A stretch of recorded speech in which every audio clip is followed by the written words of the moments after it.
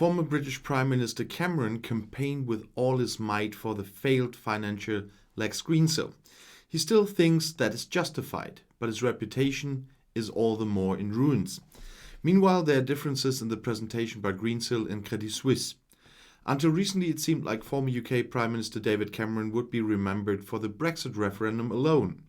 Cameron had the referendum scheduled in June 2016 to finally end the discussions in his Conservative Party about the EU in the firm belief that the British would vote to remain in the alliance.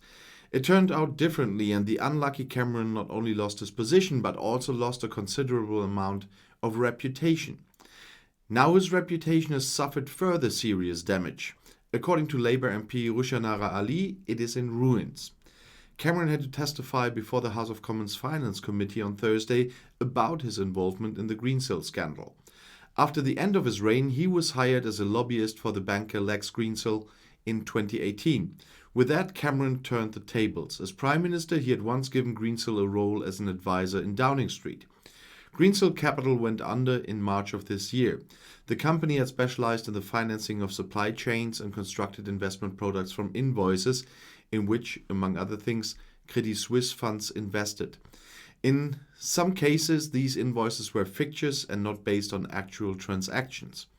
In spring 2020, Cameron had campaigned heavily for Greensill Capital in the government of his fellow party member Boris Johnson, to an extent that MEP Angela Eagle described as more stalking than lobbying.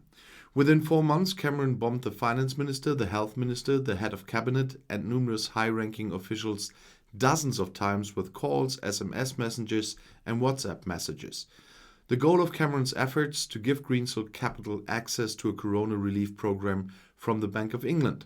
The attempts failed, and the ex-head of government reacted emotionally to the rejection. Greensill got another no. "I'm really perplexed. That's crazy," he wrote to a senior member of the Treasury Department, and added that he would now call everyone. Elsewhere, he complained that the refusal was nonsense, that benevolence and common sense were needed now.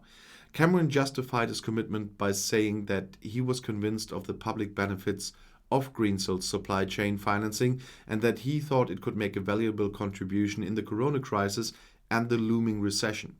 But he and Greensill could not have come up with a working plan fast enough to integrate the company into the Bank of England's program. That led to the consistency of his communication. If an ex-prime minister contacts the government on business during normal times, it should rarely and only be with a formal letter, said Cameron. Greensill Capital is criticized for its intransparent amalgamation with the conglomerate GFG alliance of the steel magnate Sanjeev Gupta. There is suspicion that Lex Greensill wanted to try to refinance financial products based on rotten Gupta bills through the central bank. In the meantime, GFG subsidiary Liberty Steel, which employs 3,000 people in Great Britain, is itself fighting against bankruptcy. The symbiotic relationship between Greensill and Gupta has obviously gone wrong, according to Cameron. However, he himself was not involved in Greensill's operational decisions, but advised the board of directors, in which he also had no permanent seat. The payment was generous, said the ex-head of government, but did not want to name an amount. The collapse of Greensill Capital raises the question of how carefully worked funds that invested in Greensill investment products. Credit Suisse funds played a major role. The big bank froze them when the insurance cover for Greensill products expired at the beginning of March 2021.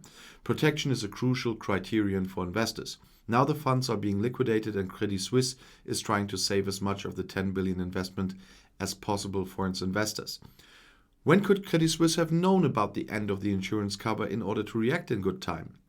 As Lex Greensill confirmed in front of the House of Commons Finance Committee on Tuesday, he learned of the formal termination by the insurer Tokyo Marine at the beginning of September 2020, 6 months in advance. He tried in vain to extend the protection.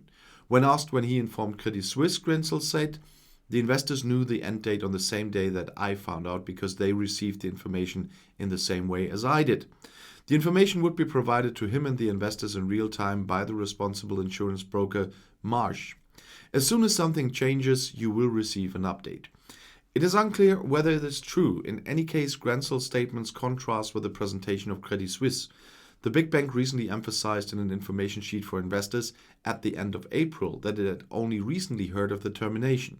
CS boss Thomas Gottstein said in an interview with the NZZ at the beginning of April, Our risk manager was only informed about the expiry of the insurance on February 22nd.